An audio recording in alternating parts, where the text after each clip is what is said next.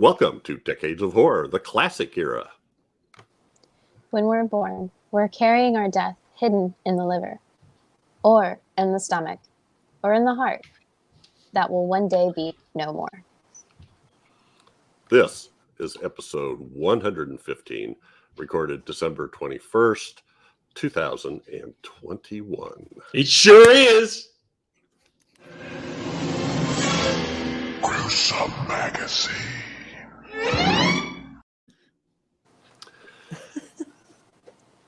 What? Well, be sure and get your yayas out there, Chad. I know you've been oppressed lately. It's gonna be an experience. All right. Tonight. All right. Yay. So I'm your host, Jeff Mohr, but I have no control whatsoever. Are you sure? Because it sounded like you had some hesitation there about who you were. I'm not sure I'm the host. A host. Anyway, on this podcast, we cover the good, the bad, and maybe even the ugly. I need more wine and cheese. I don't know.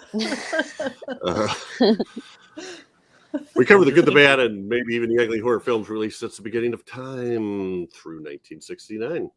In each episode, we'll discuss the monsters, spirits, psychos, and villains that have haunted movie-going audiences since the dawn of film history. Mm-hmm. It's true. We partner. Decades of Horror, the classic era, partners with the Classic Sci-Fi Movie Channel. It's available on Roku, Apple TV, Amazon Fire TV, Android TV.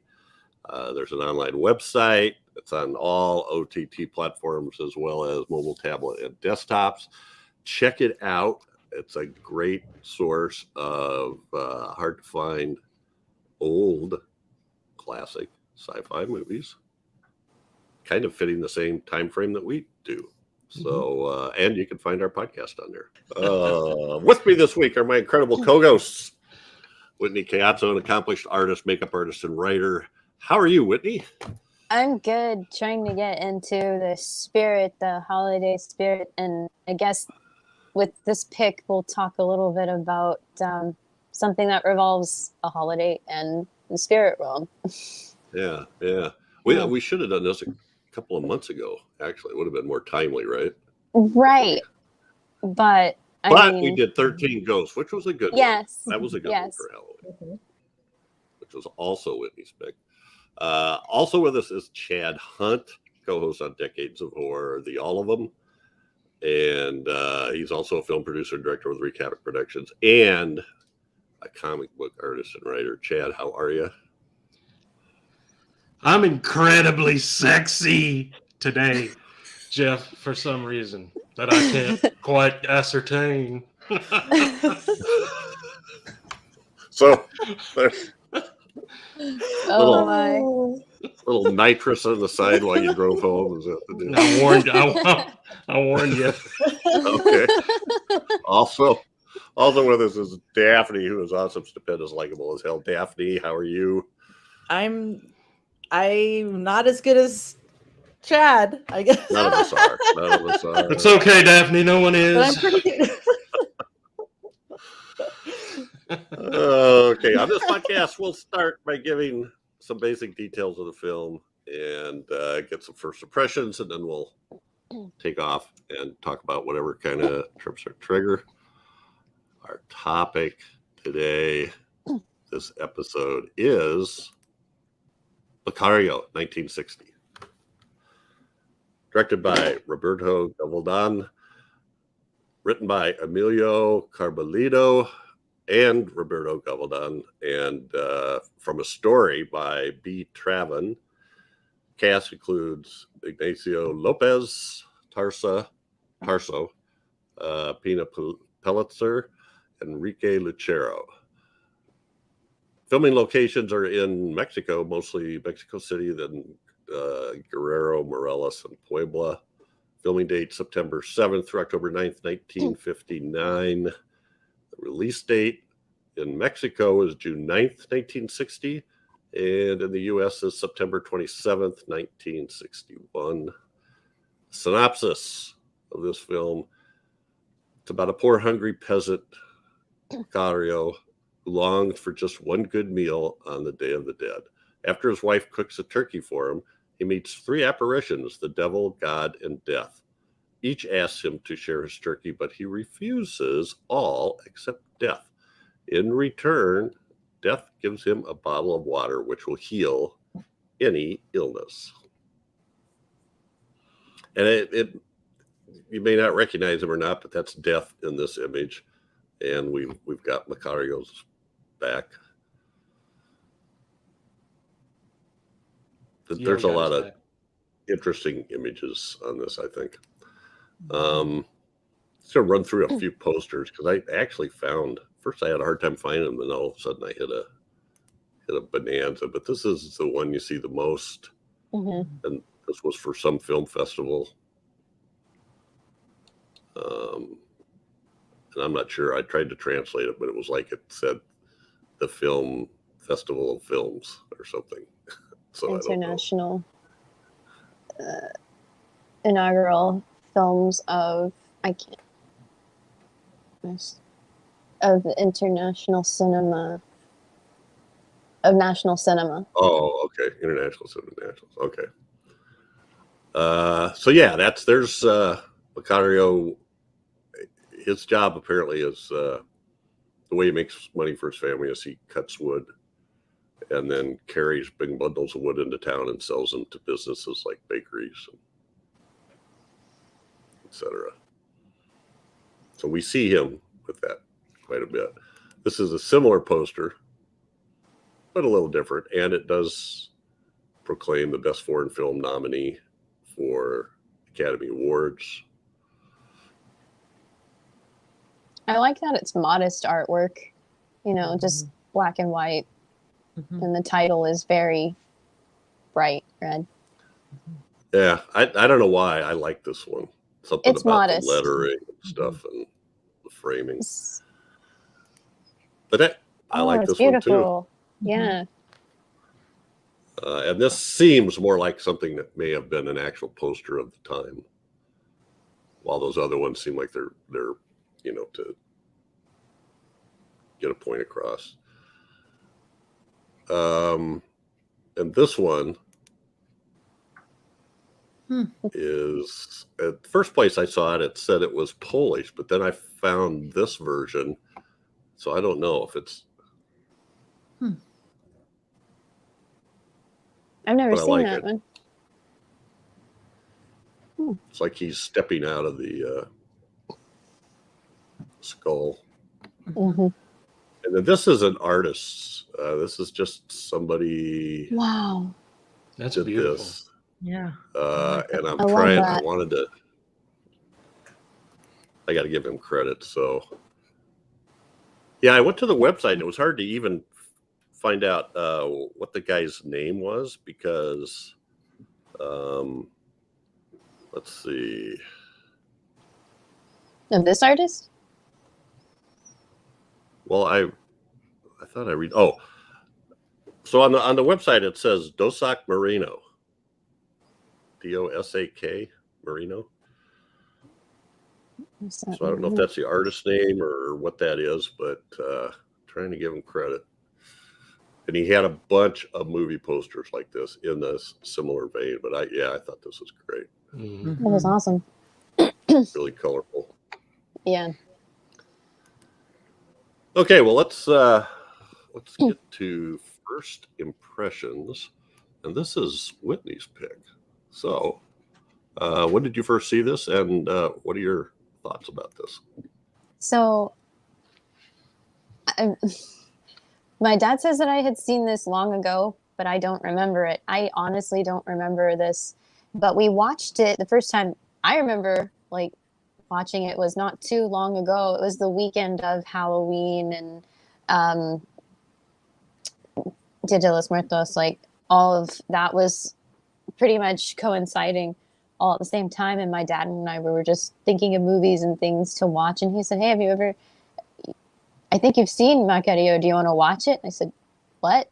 He said, "You don't remember this movie?" But anyway, so we watched it, and I loved it. I I actually find it a little emotional. So I got a little teary-eyed. I don't know if anyone else did. Mhm. But I loved it. I absolutely loved it. Just because it's a holiday that has meaning for me and my father, and just to know that this is a piece of history. This is a piece of what has meaning for families in Mexico and throughout South America. But just see that a character had he had to deal with this taking care of his family, and then he's in this realm of who is he going to trust to have this meal, this turkey. And he had the choice, and the choice that he made ultimately brought his fate's end with his life. And I just thought it was such a beautiful movie all around, just knowing that this is a character who ultimately was, taking care of people, healing people. And it wasn't something that he was looking for. It just fell into his lap in a way, just because he just wanted to have this one thing for himself, this meal, this turkey. Mm-hmm. So, no, I guess I'm done blabbering for now. I can't wait to hear what you guys have to say. Okay, great. Mr. Hunt. Oh no, I said your last name. It's okay. I'm ready to defend myself. And then While you're still awake, Chad, when did you yeah. first see this, and what did you think of it? I just saw this a day or so ago, and I never seen it before. So I was kind of I know Whitney had gave a few hints of what it might be about. So I went into it, and it was almost a fable type film, and I love those kind of movies. And this was really, really good. I love the characters. The wife, the children were a bunch of little hellions, but Dad's not going to eat his food. They were, but it was good. He was he was a good man who was trying to care for his family, who just wanted. He was so used to doing that and caring for others and being a good person. He had this desire to want to have something for himself, and that's something everybody can get with. It's and to tell that story of who he shared his meal with, and it was just a great film. How it played out, he still maintained who he was during the whole thing. So it was yeah, I love this movie. I'm glad Whitney picked it, because it's really, really good. Okay, cool. Now Daphne's up. Had you seen or heard of this before, Daphne, and what did you think of it? Nope, I've never heard about it, and I hadn't seen it. And like everybody else so far, I loved it. I really enjoyed it. I liked the beginning, just when there's a little bit of a discussion about how the importance of death and celebrating death, or I don't know if that's the right word, but that it has an import in the culture. And so I feel like that kind of already set up kind of the depth that this movie was going to kind of have, that it would have in the story. And I love that Chad described it as a fable, because that's exactly what it is. I couldn't think of the right word when I was trying to think about it, but I think that's a great description of it. And I liked the characters a lot. I liked Macario very much, and I loved his humanity and his openness and his honesty. When he talked about wanting this turkey and wanting it to be his very own, I felt like that was so open and honest. Right. And I just really liked that about him. And I liked Death a lot. I thought that character was great. How he looked, and also just his personality and how he interacted with the main character. And I really liked this movie a lot. And I thought the ending was beautiful. Both for the story, but just some of the filming and how they kind of brought fable and reality together at the end, both visually as well as the story. Yeah, I really liked this movie a lot. I was really happy that I saw it. Thanks, Whitney. Yeah. Yay. Well, I'm kind of with everybody else. I was really glad Whitney picked this, and I talked about this a little bit last episode, but the Mexican, quote unquote horror movies that I've seen, I've really enjoyed, but I've had a hard time finding other movies of this era because I'll find a list of like top 10 or Mexican or even South American movies horror movies you should see from that time period. But I go looking for them and I can never find one. Either it's a bad visual or it's doesn't have English subtitles, and I am not fluent at all in Spanish, so it makes it hard to find them. So it's great that Whitney had found this for us. And it is. I like what Chad said. I've been sitting here trying to figure out what to call it. Is it a parable? Is it a fairy tale? But fable is the perfect description, I think. It's right. I love the family relationships. I loved his sort of just going about his business. And he does that great monologue about hunger. Yeah. He's been hungry his entire life, and so have his kids and his wife for that matter. And he's just tired of it. And he just one day wants to be able to eat a whole turkey for himself and not worry about sharing it or who else it goes to. You know? And it's cool too that his wife is she steals a turkey, I guess, from one of her customers. She does sewing or wash or something for some of the wealthier people in town, and La Chona. Yeah, they kind of dump on her in this one plot that really doesn't appear to be her fault, but she grabs the turkey and takes off. So and then cooks it and sneaks it to him without anybody knowing. Now, I would have thought the kids would have smelled that, but that's okay. Kids are busy doing their own thing.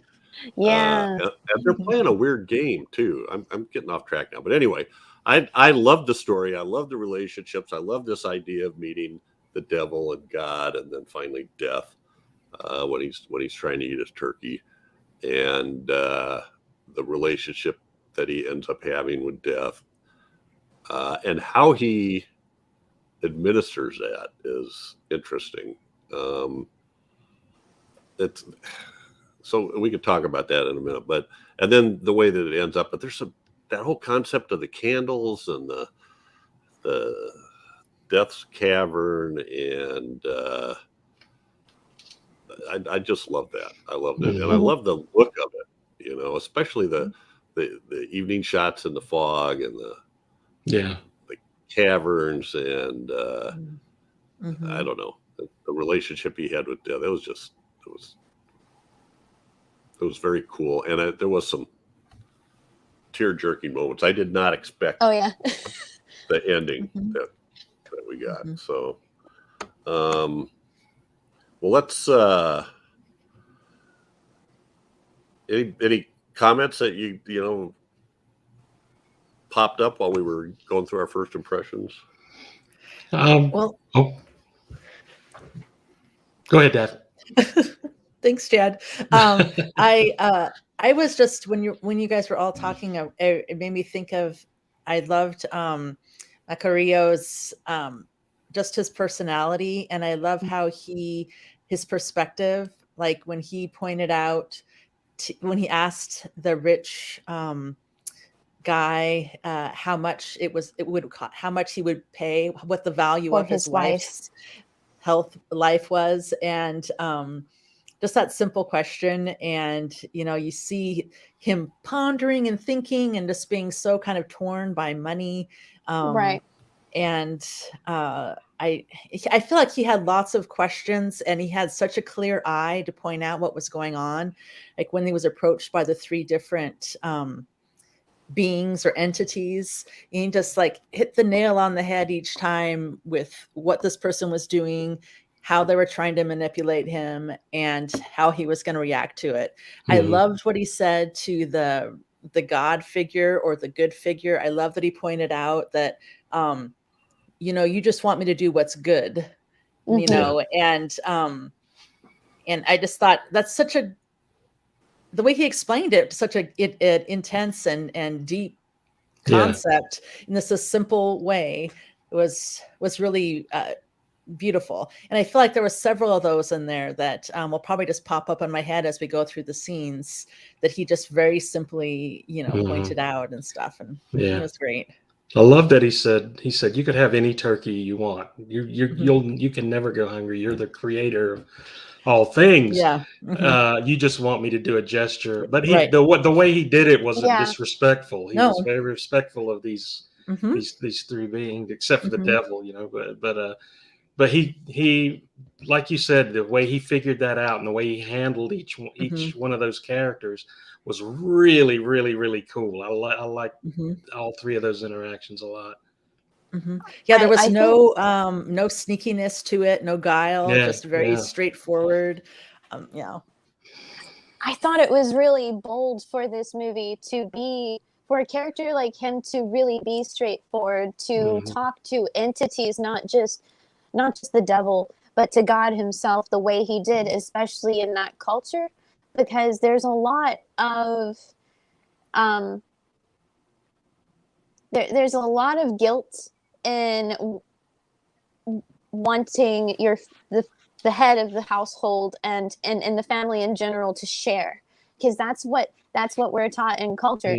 Everything you have is shared. Your brother, your sister, your aunt, your uncle, like especially in this holiday, it's all shared. Like and it's especially shared with those that have passed on. Like you've probably heard his children earlier on, and they were saying something when they were looking at all the stuff in town, and they were saying, oh, the dead eat better, or saying something to the matter of the dead eat better than the living or something. And it reigns true in the culture a little bit. I'm not coming down on it at all, because it's my culture, but the thing is, like, there's such a connection to family and life and death. It's all like entwined, and knowing that he was so blunt with God, with how he felt, that's like almost a no. You don't do that. You have to suppress that feeling, and he's not suppressing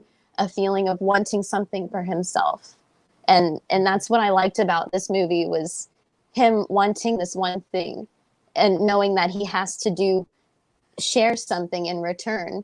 So it's like a full circle of connection with culture and spiritualism, knowing that he has to share a healing process by healing people with water, because of what he worked out with death. Now there's a lot in this movie, because it's you've got that, there's the and I can't remember what his job was, the guy that gave him the lines about it's in your liver, it's in your stomach. Was he a carpenter, or he was making candles? Because he was saying he that's right, he was making candles. That's right. That's right. He was saying to Macario, he asked him if he wanted to get the candles, and he said no, and he said, well, it's really bad, that you don't want to do that. And I appreciated. You go ahead. Well, no, that just hit me, that considering that I didn't make that connection, that guy was making candles, and then later on, the candles represent people's lives. Right. Darn. Anyway, it's fine. So there's so much of that. His wife says, they're talking about. Help me out, Whitney. Is it Dia de los Muertos or Dia de Muertos? Day of the Dead. Dia de Muertos. how they, oh, so and so, they're having a big fancy altar with all of their stuff on it and everything. Yeah, they like to be pretentious, the mother says, but we're going to just have the stuff that we normally eat. So I was doing a little bit of reading about it, that it was about, the food and the favorite things of the people that are dead, and maybe even some of the living people, and that it was more of a celebration than a time of sorrow and grief, that it was happy stories and things like that. And you're does that supposed ring to true, or for a lot of people, and especially dating, if I want to go way back on this, I mean, this is an indigenous practice, like among the Mexica people, the original people of Mexico. And then when Catholicism was introduced, they had to revamp it a little bit because of All Souls Day. And there's a lot of debate about how these things are, was it forced and all that. I'm not getting into that. But the thing is, on more of not everyone celebrates it the same way. There's people that, if you are true to your indigenous roots, they have their own way of practicing it differently, as opposed to those who are Catholic that celebrate it. And there's just variations. Not all families celebrate it the same. Like there's to some families it's a week. To some families there's like 3 or 2 days. But the one thing that everyone has in common is celebrating and honoring those loved ones and having their favorite foods, honoring ancestors, having pictures and decorating your altar space or sacred space or whatever you want to do it. Everyone celebrates it. Well, not everyone, but just certain families celebrate it. It's just, like I said, depending on your background and how you were raised, there's some different emphasis on your belief and how you want to do it. Yeah. It's a way of remembering. It's, when you sit around and you tell stories of family members who've passed on, and you say, hey, you remember when grandpa did this, or it's a way of remembering people and being happy, and keeping them with you, it's a wonderful thing. I really think that. Definitely. Well, it's interesting how much it's permeated the whole country, really, of the U.S. in terms of the look and the art and the candy, the sculpted skulls, the pottery, the artwork I've seen embroidered, towels. It's just become because it's so beautiful, I think, is why people are attracted to it. Oh, definitely. Anyway, I just found that all interesting. He goes by that, that one point. I think I have that on here.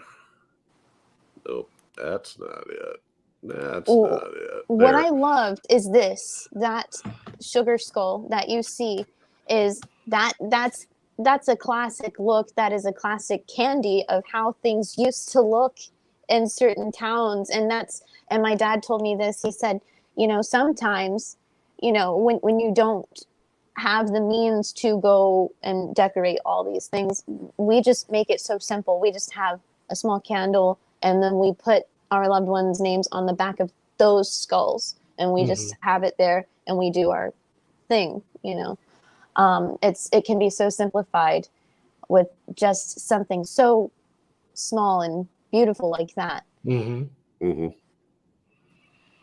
So the on the top, he's carrying his wood past this. Is that like somebody's altar outside, or there's a lot of skulls and candles piled on it? It looks like a tomb. So okay. That makes more sense outside. I think that one is no. I think that one is just more embellished, and that's another thing. Like, some depending on if you are close to your family's graveside, that's where you do your you can have a picnic there, or like whatever you want to call it. You have your meal there with your loved one. You decorate that place. That's their space. That's honoring them is by doing this, dressing up where their burial ground is. And that's what you're seeing in that, is that honor right there is how that's decorated. Yeah. Well, there's also, I don't know if you know anything about this, but there's that scene where I think he's coming home, but in the background, the kids are playing a game. Mm-hmm. Oh, it's when he comes back after meeting death, and this, maybe that's not what it is. Anyway, the kids are playing this game, and it's sort of like they're sitting in a circle. And it's a nursery rhyme. It's not muertas. Yeah, and then at some point they're like supposed to run over and see if this guy's dead, and no, he's still warm, or no, he's dead, or something like that. I thought the way kids could make that macabre stuff just be. Yeah, it's almost like, you have the nursery rhymes and the games here of like Ring Around the Rosie. And it's the equivalent of those kinds of nursery rhymes and playtime sort of things. It's definitely one of those things. Is that when she was trying to hide the turkey or find a place for the turkey? Yes, that was it. Because she knew the kids were busy, and because she saw the vulture, she couldn't hide it on the top of the home. Yeah. And then she saw the dog, so she couldn't hide it under all of that stuff over the home. So she went inside and shut the door. So either the kids either, because one of the kids got to hide it from everything else that's hungry. Right? Yeah. The dog. Yeah. The kids. One of the kids turns around and is like, turkey? And then kind of went back to what they were doing. I liked that too. I liked how they're like every creature was hungry in that scene. Everything, yes. And speaking of the wife, what a great character. Yes, she was. She knew that he wanted this turkey for himself, and she understood it. More importantly, she understood that feeling and wanted him to have that, in some way, because I guess she figured, he does so much for us every day, and he gives up so much for us every day. I want to make this happen for him, But it was such a sweet character. I loved her in this. She was great. Because I'm going to tell you something. It's definitely a fable, because otherwise you'd be like, what? Are you out of your darn mind? You're sharing, especially in this culture. Like I say, I mean, like, it's very hard to be really honest about wanting something for yourself, especially food, especially with food. Food is such a significant part of sharing among families. And so that's why this is such an interesting movie, because there's it was really a big deal for him to come out. It was like when he was telling her, it was like it sort of showed the bond they had, that he trusted her enough to tell her that this is what I'm feeling. We don't necessarily have to act on it or whatever, but wouldn't it be nice if I could just do this, and she understood that. And I just thought that was such a cool moment. Definitely. Yeah. The kids are still jerks. So these are who is it? It's Ignacio López Tarso plays Macario and Pina Pellicer. Pina Pellicer. Pina Pellicer. Okay. And she this isn't the first time they've been in a film together. Apparently, they were in a film called Días de Otoño, which is Days of Autumn, which was also written by the same writer of this film, Emilio Caballero. Yeah. I don't know. Yeah. That's. I'm sorry, I'm messing up my own words. Caballero. That's his. So he wrote that, and so I don't remember what year I saw that in, but that's a drama. I found out when I was reading about these two. So It's kind of cool seeing like that's not the first time that they've interacted and filmed together. Cool. Like I like their chemistry here. Yeah, they definitely And- had chemistry for sure. Yeah. Yeah. Well, I noticed right after this movie, she was in a Western called One-Eyed Jacks with Marlon Brando. Mm-hmm. And a little bit of her backstory was a little sad. I think I read somewhere that she had taken her own life at a young age. Mhm. So, but Yeah, it's very was- short career from like 60 to 65. And Yeah. that's, yeah. Because she was prominent in drama, in Mexican dramas and film. So she was kind of a big deal. She did a great She was job. great in this. Yeah. Mhm. Yes. Yeah, sometimes we run across that.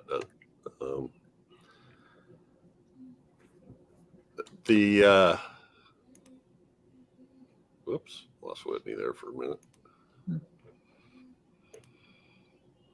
Yeah, leave it like that.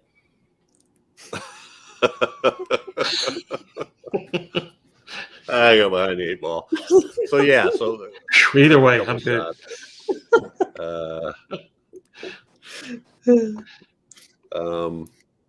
So yeah, I all the stuff we're talking about, I thought was cool. So then when he's down there, and I forget who was bringing it up, but he's talking to somebody. Talked about God. You know, God wants him to share his turkey. As after his wife gives him the turkey, and you go off and you eat the whole thing, and he's like said, "I'm never going to eat again.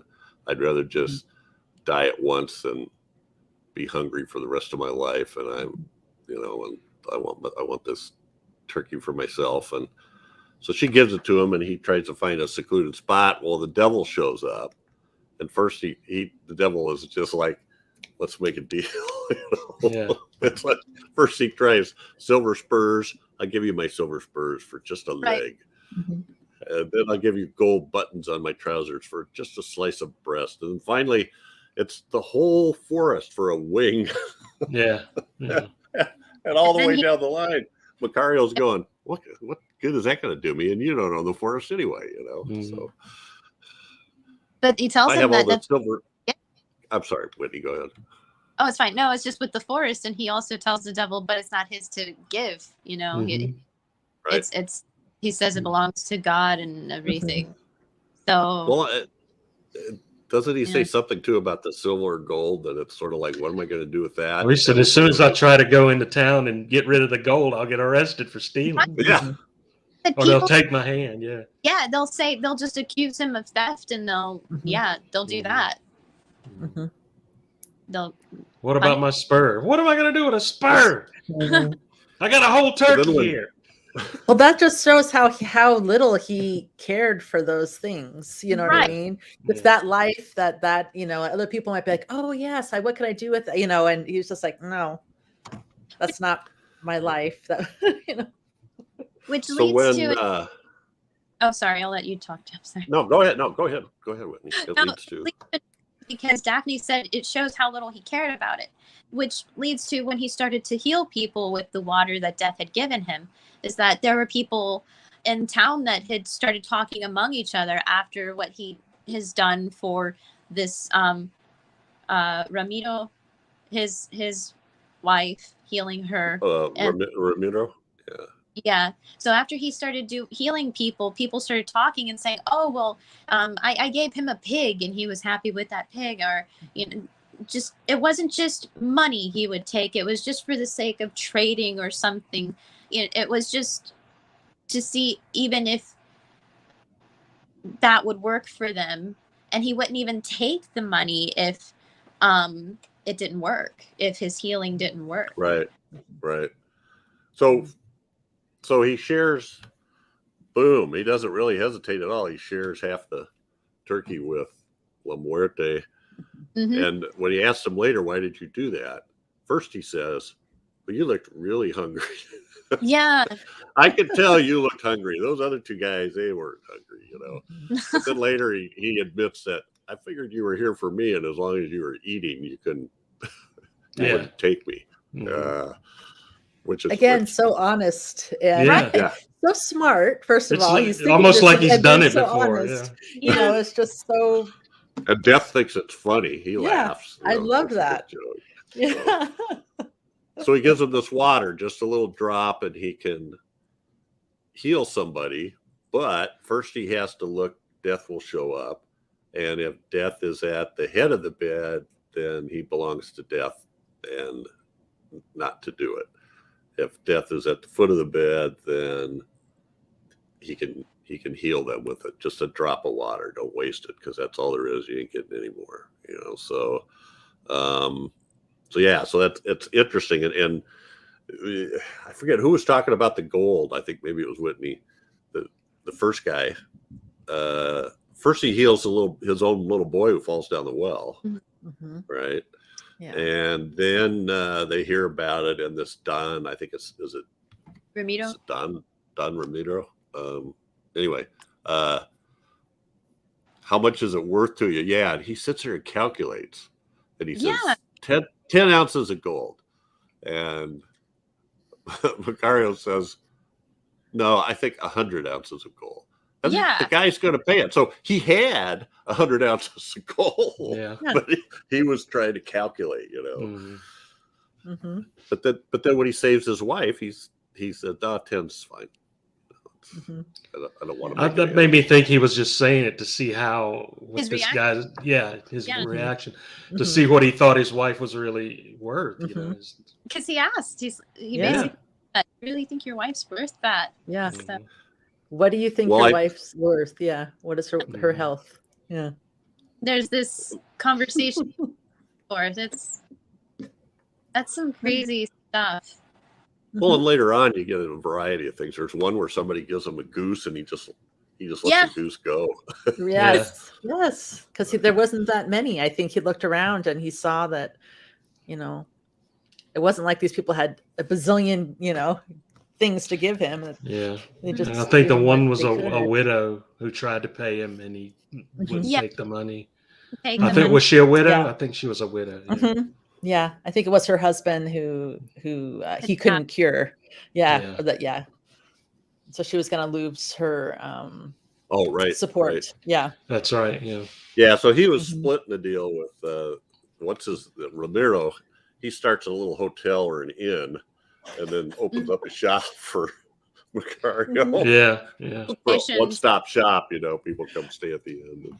I love that whole little block there where it had the carpenter making the coffins. It had the doctor above that, and then Macario and the other guys right next to each other. So, and the guys are singing, and people are walking around. I loved it. Yeah, the town made a basic mariachi town in the town, like singing a song about Macario being this healer. Yes. Yeah. Celebrate. It was great. That was great. Healing. Yeah. And I also really enjoyed the doctor and the coffin maker over there. That was really funny. Well, the husband tells Macario that the doctors have done everything. They even had 100 leeches all over her, sucking her blood, you know, and it didn't cure her. And then when Macario goes in and cures her or something, then this doctor starts hollering about how he's obstructing science, and I'm going, what, leeches? That's we're obstructing science. And then he goes and tells the church about it. Yes. Oh, that's where my heart was starting to sink.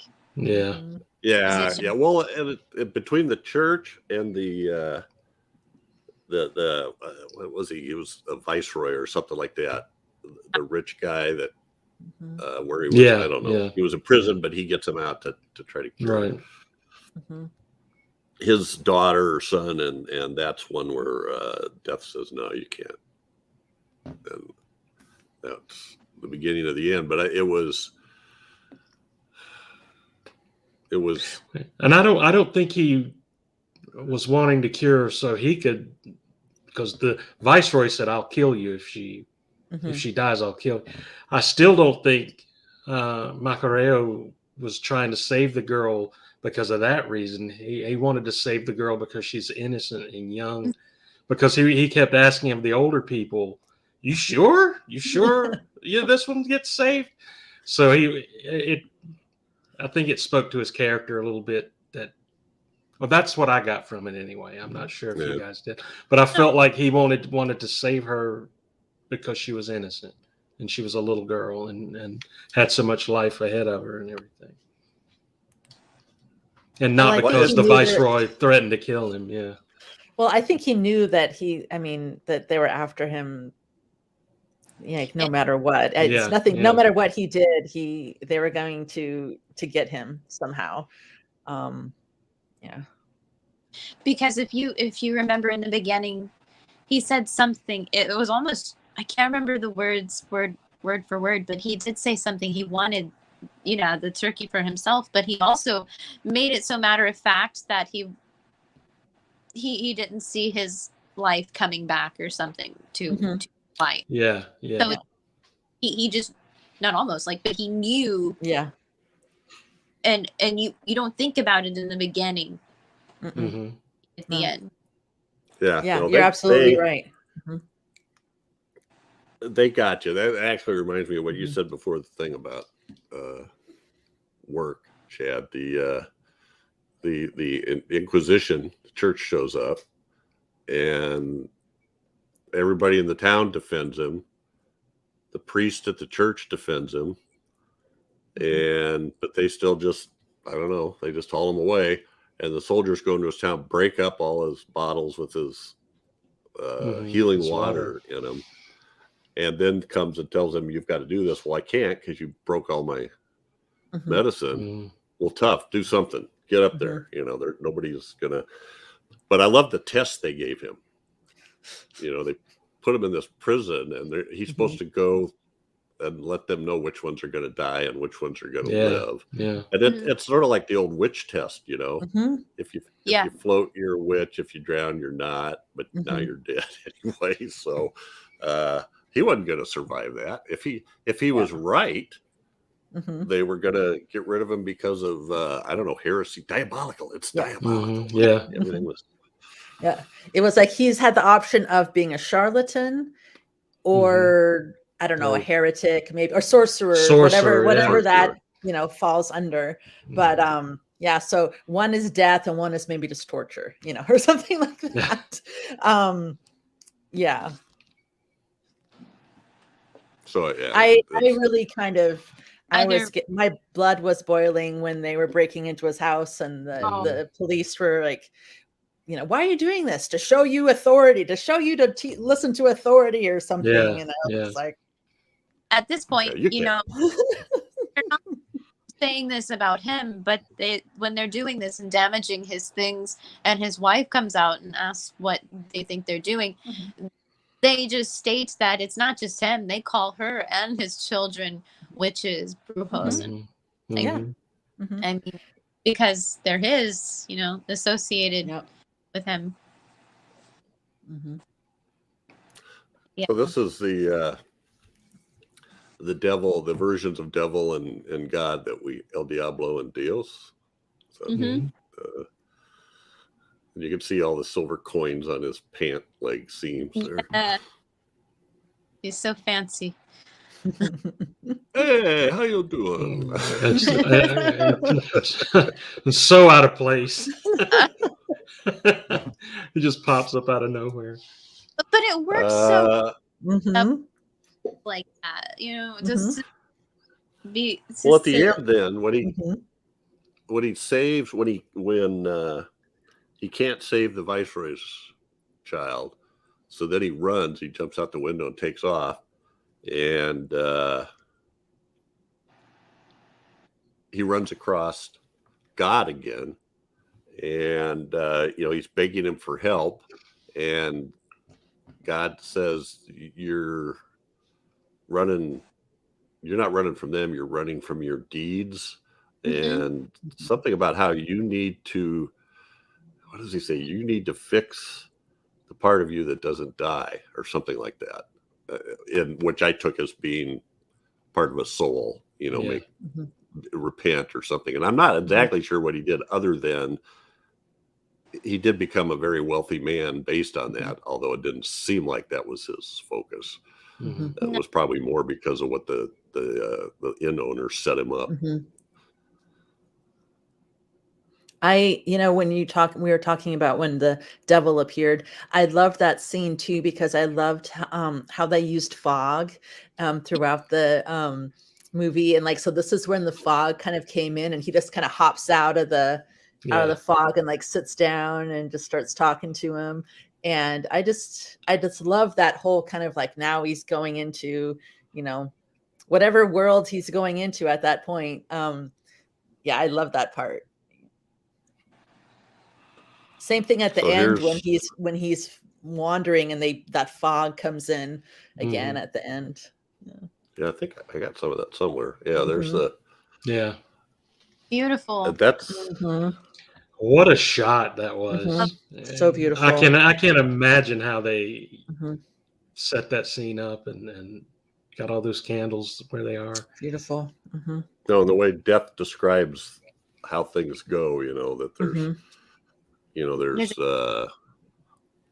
there's plagues and wars, and that's where there's gaps out there, and there's so all the candles are representing people's lives, and as they burn down before they extinguish. And how he explained to them that there's basically there's rules, there's a higher authority, and there's nothing I can do about it. Nothing I can do. Just the way it is. So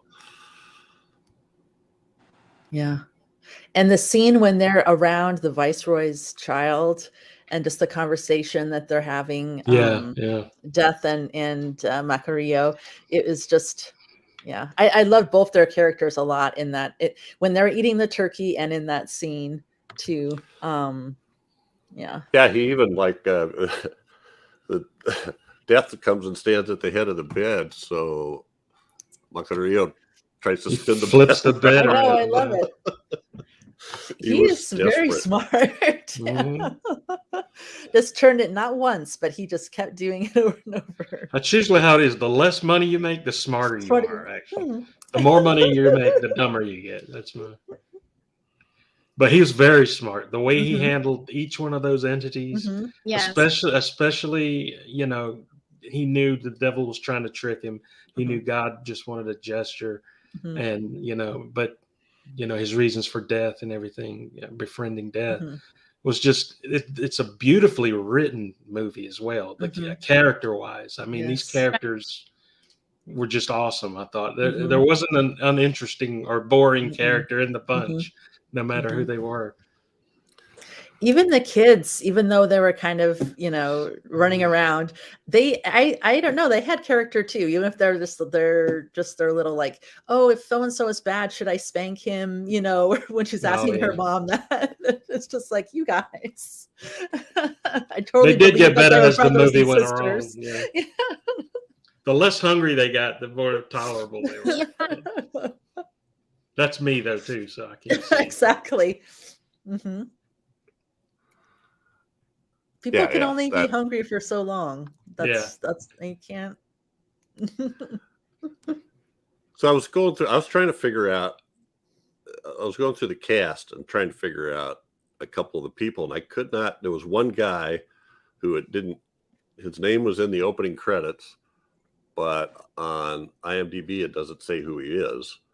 And I think he must have been the doctor. That's the only thing I could figure out. Because they all have, in IMDb, they have all the Spanish credits or names for the person. So I had to run them all through a Spanish translator to figure out who they were. And there's one person, and I never found a doctor or anything resembling a doctor. And there's one person, Jose, Duperon, Duperon, I don't know. Anyway, that doesn't. They don't list a role for him. And he was in the opening credits. Wow, you work really hard, Jeff. Thank you. I get fixated on something, and it kicks in. I did You get have a kick pill out for of that. yeah.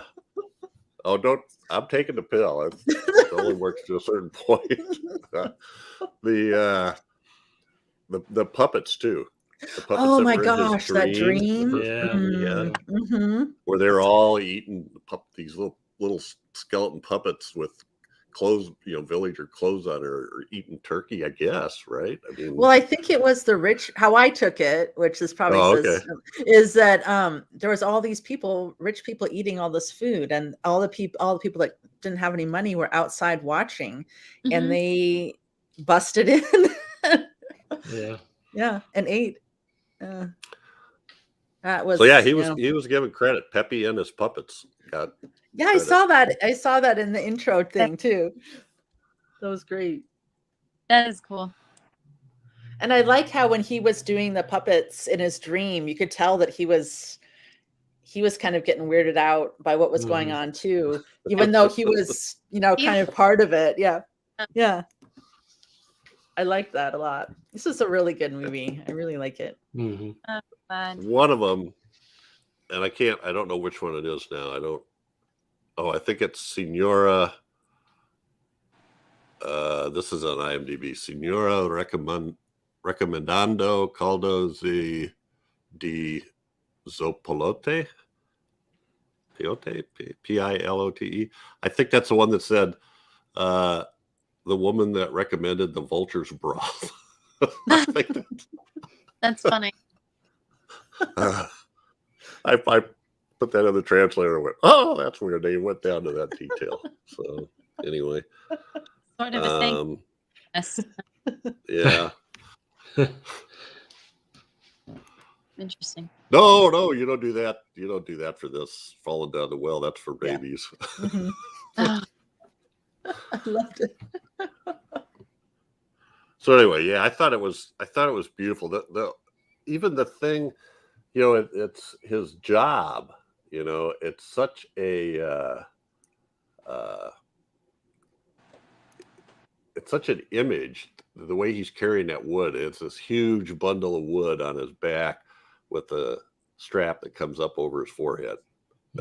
It just is such an image of burden, I guess, of carrying the burden. Definitely. It's profound because, yes, he's carrying responsibility. That's how I saw it, like a burden. Like, he's carrying responsibility, for his family, to put food out there for his family. But, we learn how he feels, what he wants for himself. Well, when he finally gets back, he runs away from everybody, but then it sort of morphs to a scene where the village people are out looking for him because he hasn't come home and it's late, and his wife finds his body and it's laying there like it would have been, like he cut it in half. Yeah. And he ate half the turkey, but death's half is still sitting there. So what was your take on that? Anybody? I cried. Yeah. After I cried too, I tried to figure it out. It was I don't know. I feel like the whole but he met the devil and God before he met death. So I don't know why it was death that he offered the turkey to. That's when he passed away. It was kind of ambiguous to me. I couldn't really, but that was okay. I mean, it's sort of there for take from it what you will type of an ending. It made you think that maybe this was all a vision of his before he passed away. The whole scenario with the water and everything. And also too, it just brought, maybe this did happen and it somewhere, somehow, and he was brought back to that same point. There's a lot of different ways you can look at it. And I feel like it's sort of left up to the viewer and the audience to take what they want from that. I can see that. I felt like what Daphne had said and what some of you guys have said is that no matter what he was going to do, he didn't have a choice in his fate, because that's just Right. how it is. That's what you see throughout this whole movie. Mhm. Like how death is very much involved in his practice and healing. That's the whole point of this relationship he's established with him and how he is with people. And so ultimately he had to face that for himself. Yeah. Yeah, and I agree. It was very ambiguous, but I still liked it because it felt Yeah. like part of the mystery of it, part of the story that these things happen, and I almost, but it was beautiful that I almost didn't even think about it. I was just kind of went, and yeah, it could have been all sorts of things. Yeah. To me, it's cool not to know exactly what happened. I mean, it's like Gene Hackman said in Superman, somebody can read the back of a gum wrapper and unlock the secrets of the universe. And some people can read War and Peace and think it's an adventure novel or something. So I guess it depends on the person and how they would look at it and what they take away from that. The whole story is how it ends. I think the nightmare for him was when he was facing the Inquisition and those people and those threats. And, in a way, what happened to him in the end, it was not what he was threatened with, like being tortured or what I perceive it as. It had something to do with his relationship with death, not necessarily with those people, because he had run away from everything. Right. And I think death even kind of says that at the end. Yeah. Yeah. Well, the part that really got to me was when his wife finds the dead body and is sort of lamenting over him, and then she does this kind of monologue where she's talking about the kind of man he was, and he was I forget the words that she used, but it was sort of like he was he wasn't a traditionally good man, but he was a very good man, and he thought in these other ways, and that was great, and she was going to raise his sons to be men just like him. That's what really got to me. Yeah. Whatever it was, So I it was sad. Yes. It was. So yeah, that's excellent movie. Apparently this was loosely based on a Brother Grimm's tale called The Death's Godson. So I'm going to have to look that up. Yeah. We did mention that it was the first Mexican film to be nominated at the Academy Awards for Best Foreign Film. Didn't win, but it's still very cool. I didn't say anything about the box office, but the only information I found was that it was one of the most successful Mexican films of the year. And the example they use for that is it grossed $80,000 in the first 5 weeks at one theater in Mexico City, which does seem like a lot of money from 1960. So it'd be interesting to know what all the gross was. Also, that scene that we showed with all the candles and everything that was filmed, or that was used, or that whole idea was used in the Book of Life. It inspired a similar scene where the candles represented life, etc. Anyway, I haven't seen that movie, so I've seen it once.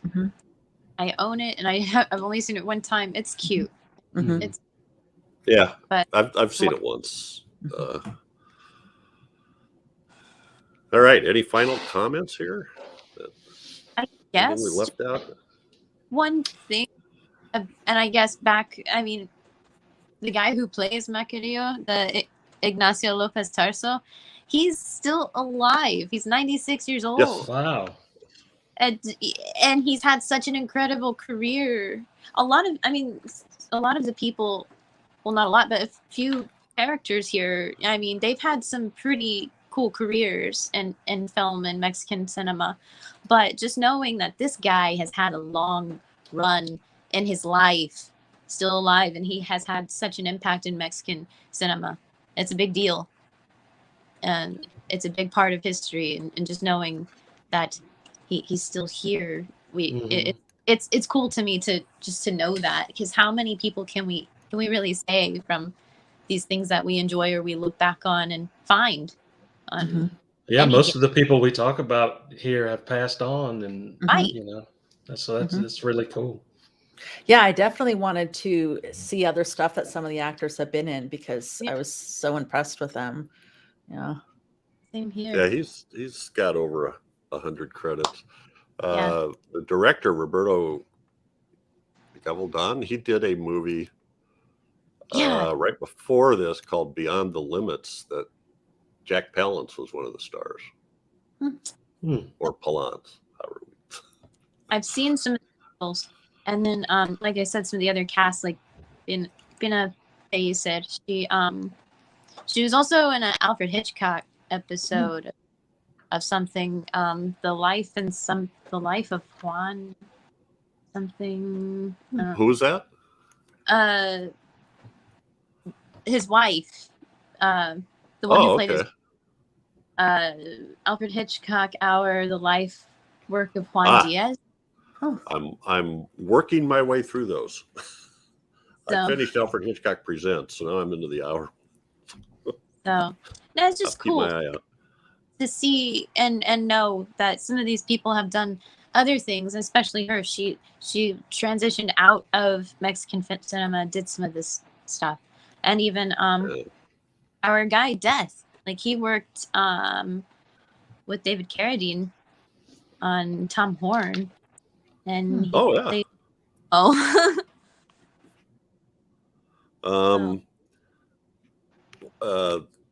Enrique Lucero, did I get that right?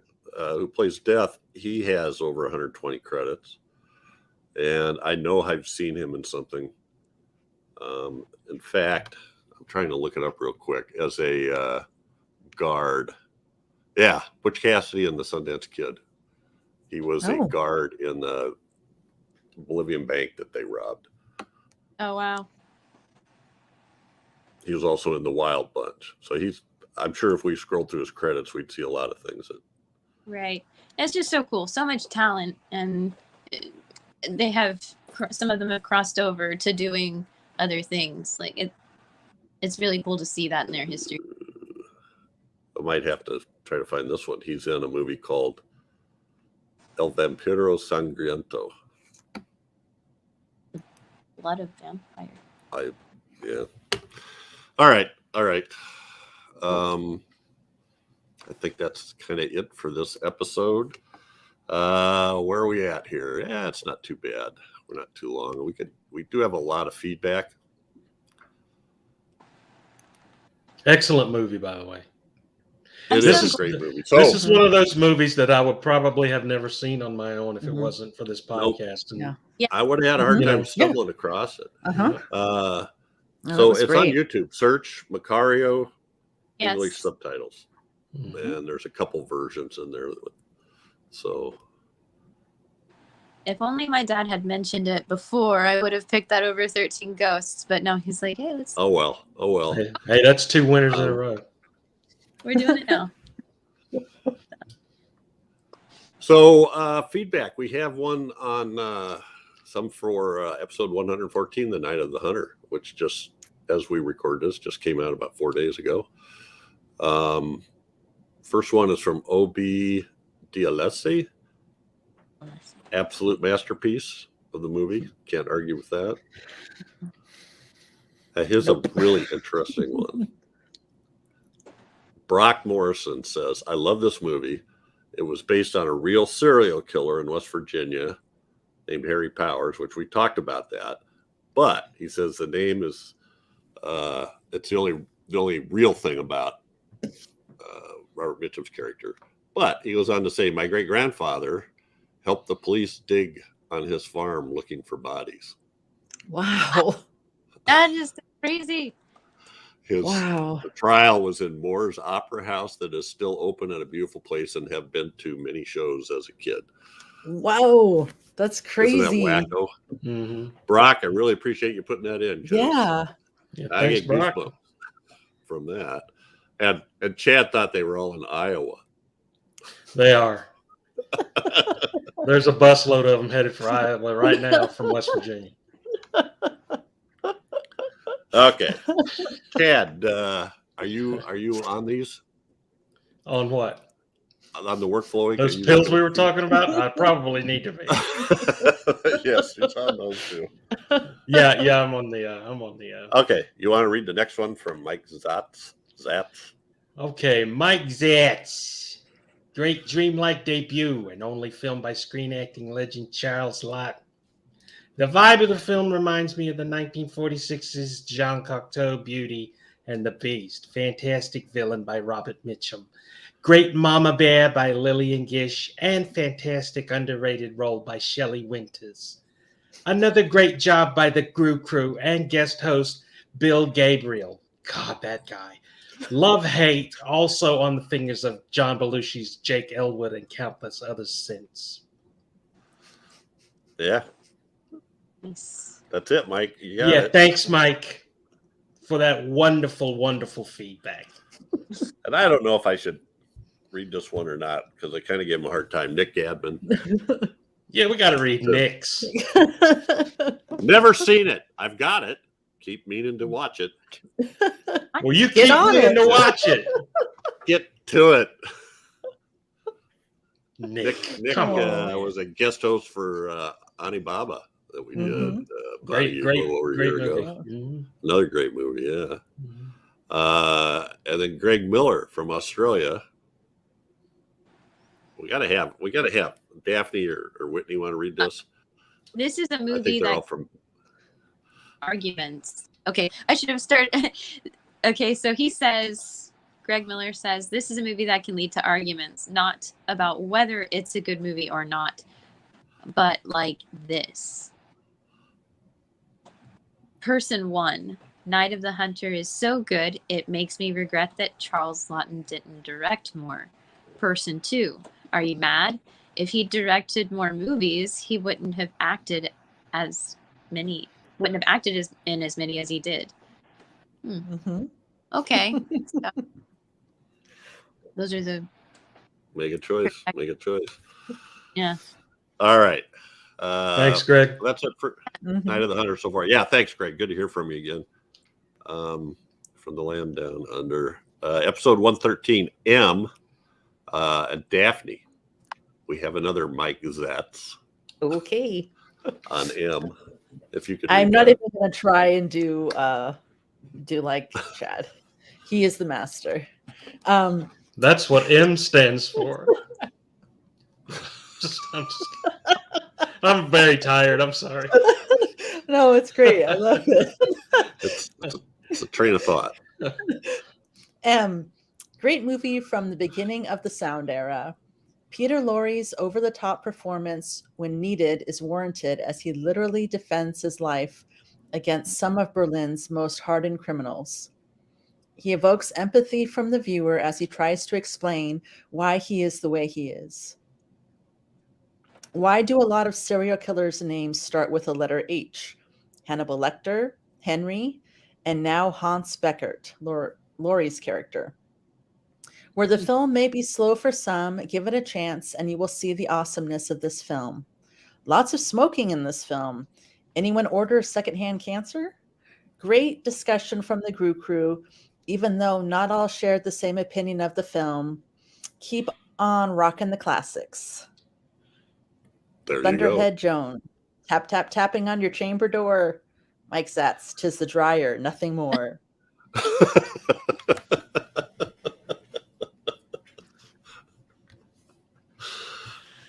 you go. That was a good Thank one. you. Yeah. All right. Episode 112, 2000 Maniacs. From Spotlight Kid. I'll do this one.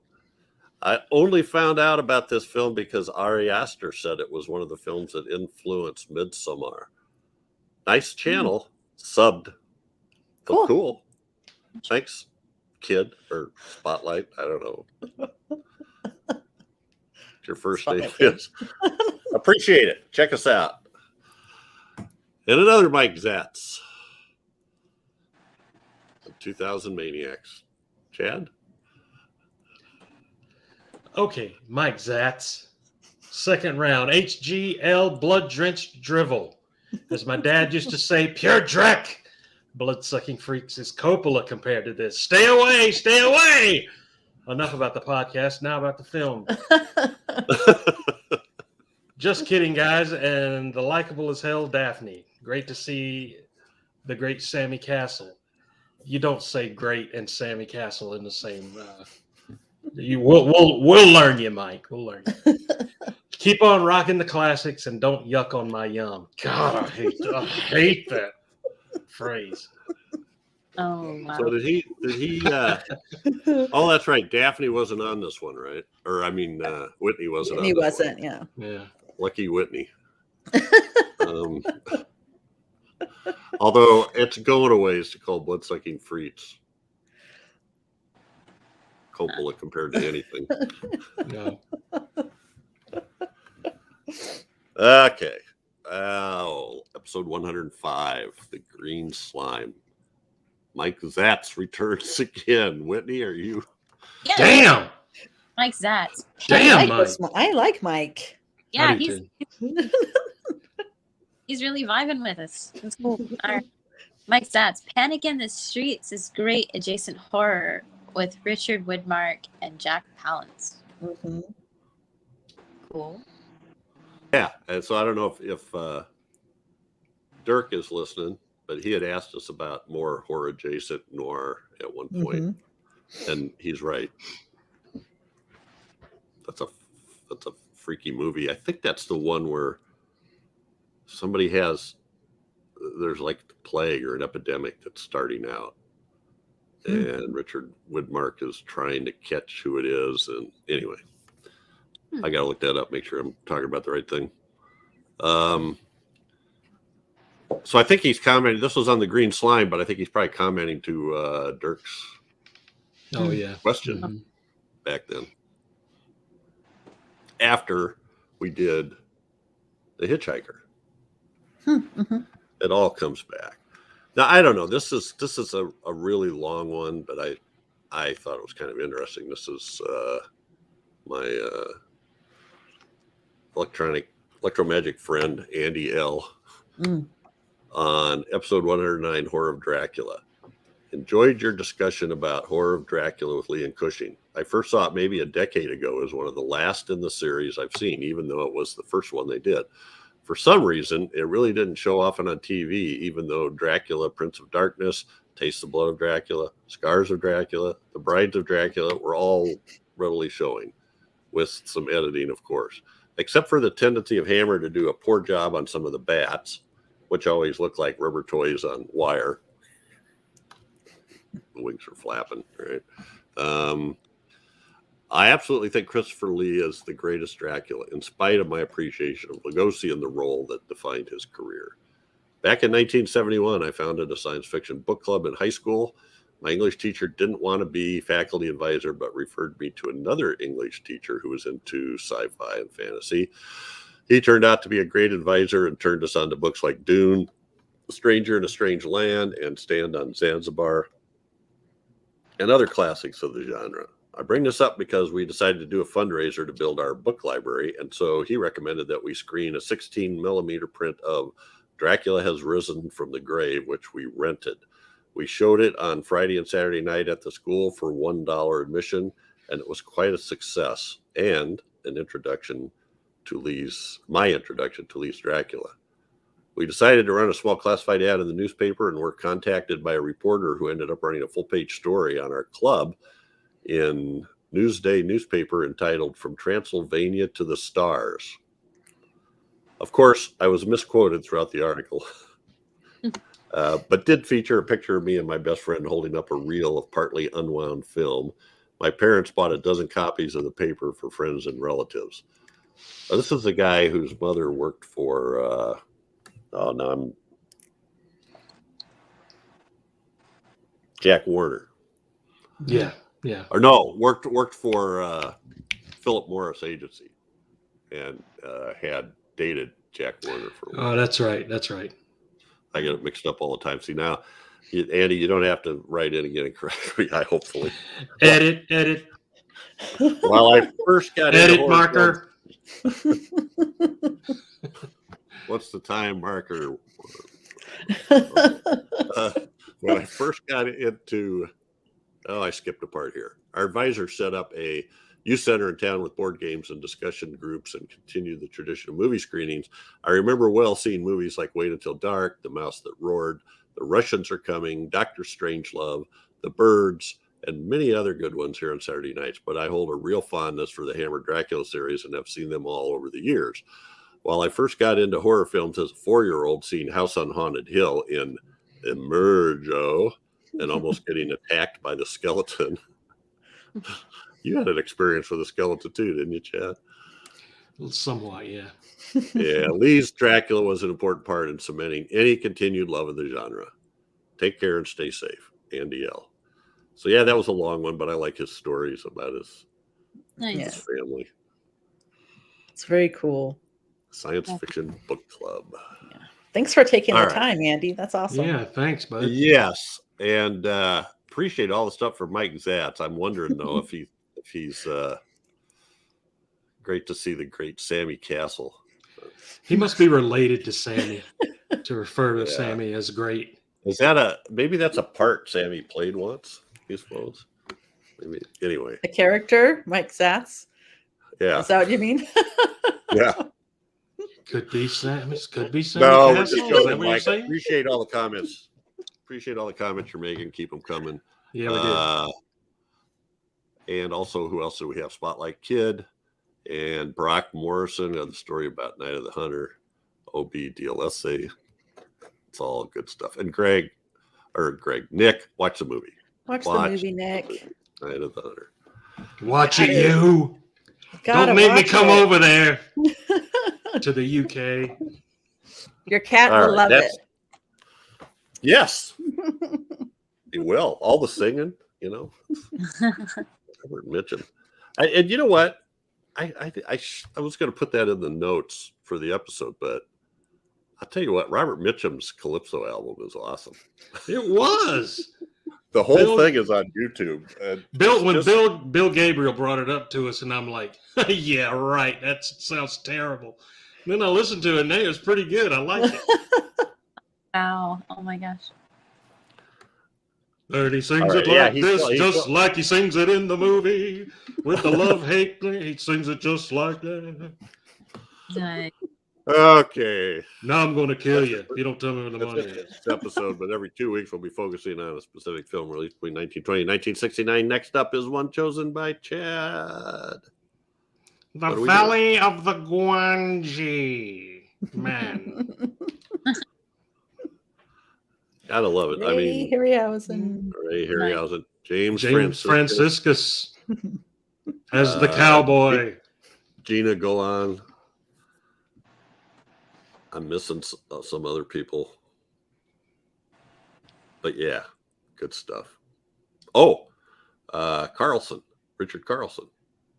Is he in that? All right, yeah. Stop motion animation, dinosaurs. A darn sight better than Planet of Dinosaurs. If I was getting ready to say 100 times better than Planet of the Dinosaurs. Bill Mulligan.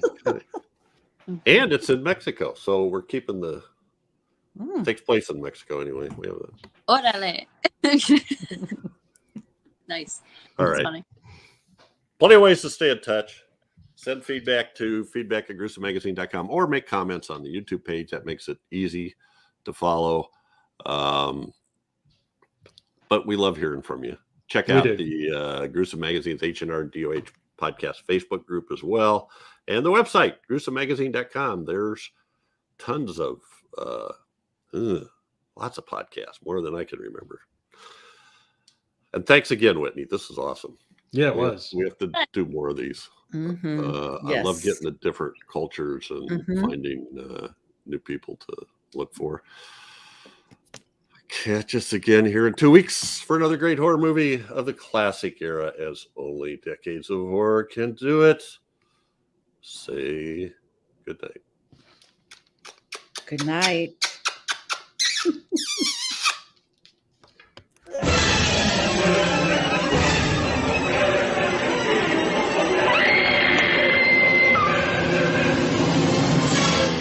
Gruesome Magazine.